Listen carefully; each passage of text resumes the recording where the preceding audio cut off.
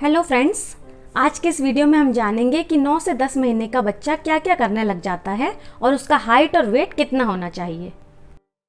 9-10 महीने का होते ही आपको अपने बच्चे में कई बड़े और इंटरेस्टिंग चेंजेस देखने को मिलेंगे, या कह सकते हैं कि रोज ही कुछ नया देखने को मिलेगा।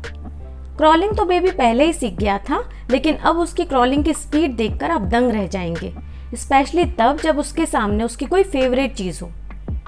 9-10 महीने के बेबी अब अच्छे से बैठ जाते हैं, यहाँ तक कि गिरने पर अपने हाथ से सपोर्ट देकर अपने आप को बचा भी लेते हैं। अब बेबी किसी भी चीज़ का सहारा लेकर आसानी से खड़ा हो सकता है और सोफे पलंग वगैरह को पकड़ पकड़ कर आसानी से चल सकता है।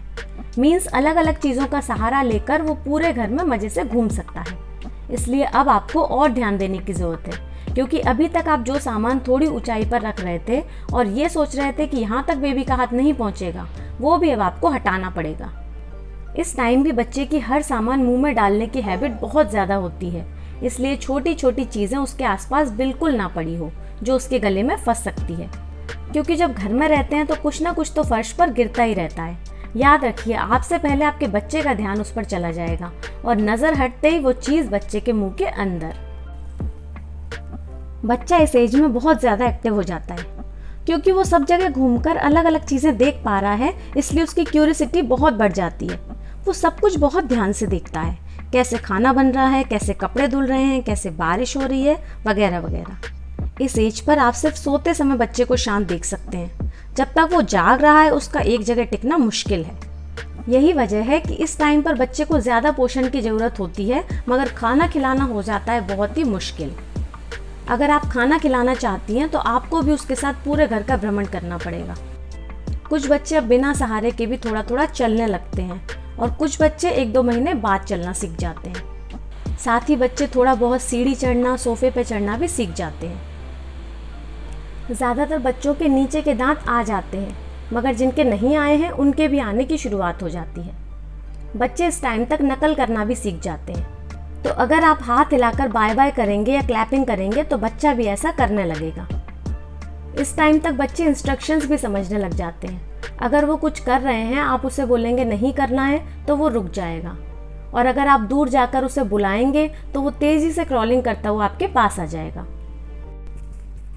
अच्छी बात यह भी है कि बच्चे का रूटीन अब अच्छे से सेट हो जाता है, जैसे सुबह उठकर दूध पीना, नाश्ता करना, नहाकर 9-10 बजे तक सो जाना, फिर 2 घंटे बाद जागकर खाना, खेलना, शैतानी करना, फिर 2-3 बजे फिर सो जाना। मीन्स रात के अलावा बच्चा दिन में 2 बार ज़रूर सोता है। अभी तक आपको मालिश करना एकदम आसान सा काम लगता होगा, लेकिन आप देखेंगे कि 9 महीने के बच्चे की मालिश करना या गोद में बैठाना बिल्कुल असंभव सा काम हो जाता है, क्योंकि इतनी देर बच्चा एक जगह बैठना ही नहीं चाहता। आप देखेंगे कि बच्चा दिन भर मामा, मामा, पापा, दादा, चाचा चिल्लाते हुए खेलता रहेगा, और उसका सबसे फेवरेट खेल है सजी संभली हुई चीज़ों को उठा उठा कर फेंकना। बच्चे को आपके हाथ से ज़्यादा अब अपने हाथ से खाने में रुचि हो जाती है, इसलिए अब आप उसे फिंगर फूड देंगे तो वो अपने छोटे छोटे हाथों की एक उंगली और अंगूठे से पकड़कर खाने की कोशिश करेगा। अब बच्चा खाने में भी चॉइस दिखाने लगता है। अभी तक बच्चा हर चीज़ खा लेता था, लेकिन अब 9-10 महीने का होने के बाद जो चीज़ें उसे पसंद नहीं है वो नहीं खाएगा। अब बात करते हैं बच्चे के वज़न और लंबाई की। WHO ने बच्चों के वज़न और लंबाई का जो औसत चार्ट तैयार किया है, उसके अनुसार 10 महीने का शिशु अगर लड़का है तो उसकी औसत हाइट 73 सेंटीमीटर, और अगर बेबी गर्ल है तो 71.5 सेंटीमीटर के आसपास होनी चाहिए। वजन की बात करें तो बेबी बॉय का वेट 9.8 kg और बेबी गर्ल का 9 kg के आसपास होना चाहिए।